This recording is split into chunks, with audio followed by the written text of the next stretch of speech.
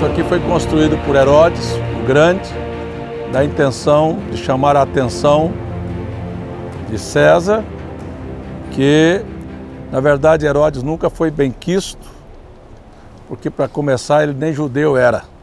Ele era idumeu, que era um descendente de Esaú, que de onde vêm os árabes. Então ele, para agradar os judeus, ele era casado com uma filha de um sacerdote judeu, e que dali então ele tentava de alguma maneira agradá-los, por isso reconstruiu o templo em Jerusalém, simplesmente para agradar de alguma maneira os judeus. E para agradar a Roma, ele construiu isto aqui. Vocês vão ver o que era isto aqui, como era a imagem que se tinha disso aqui antes das destruições que sofrera por terremotos, enfim, o desgaste natural da natureza, né? Mas, biblicamente falando, ele já disse, Cesareia foi um ponto central. Ele disse, o Espírito Santo desceu em Jerusalém, mas teve uma descida do Espírito Santo entre os gentios da primeira vez, aqui na casa de Cornélio, que foi o centurião que mandou buscar a Pedro lá em Jope, de onde nós viemos. De lá ele veio para cá, enquanto falava, o Espírito Santo desceu, e aqui foram batizados os primeiros gentios, para que o Evangelho tivesse, então, uma abertura para o mundo. Este é um lado. Aqui em Cesareia aconteceram vários fatos. Paulo esteve aqui muitas vezes. Todas as vezes que a gente vem aqui, a gente fala da última estadia de Paulo, foi daqui que Paulo embarcou para Roma. Aqui foram os últimos anos de Paulo na Judéia aqui. Mas aqui viveu Filipe, que era um evangelista e que tinha suas filhas que eram profetisas. Foi aqui que Paulo recebeu de Ágabo a profecia que ele seria preso em Jerusalém. Foi aqui exatamente em Cesareia onde tudo isso aconteceu. Mas o que eu gostaria de deixar marcado aqui era só um fato. É que você veja a prepotência e a arrogância do homem de construir aqui algo grandioso que o seu nome tivesse marcado na história.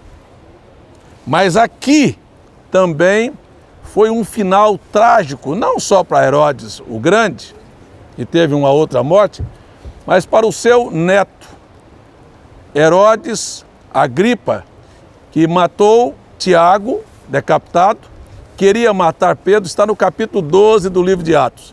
Queria matar Pedro, Pedro é solto da prisão por um anjo, e então ele vem, Herodes sai de Jerusalém e vem para um acontecimento que estava tomando lugar aqui. E no primeiro dia ele fez sua apresentação, e no segundo dia pela manhã, quando o sol se despontava, ele vestiu uma roupa, diz o historiador Joséfos, toda de prata, e ele então se apresentou aqui, neste local, e o sol brilhava sobre a sua roupa e resplandeceu de uma maneira tão grandiosa que ele se sentiu todo poderoso.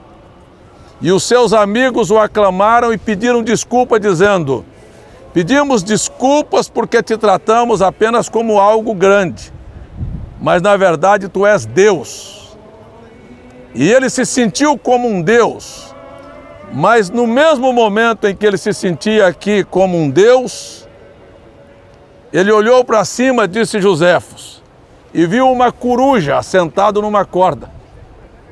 E aquela coruja, para ele, trazia uma notícia maligna, uma notícia má.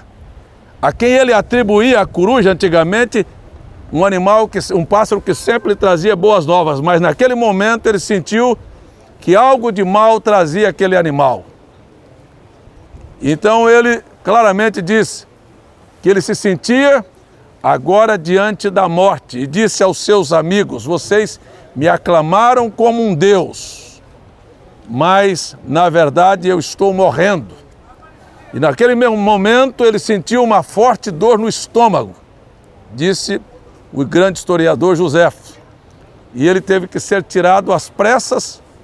E Lucas, no capítulo 12 e nos capítulos seguintes, relata este fato, que Herodes naquele momento foi atacado e por se considerar Deus e não dar glórias a Deus, foi comido de bicho.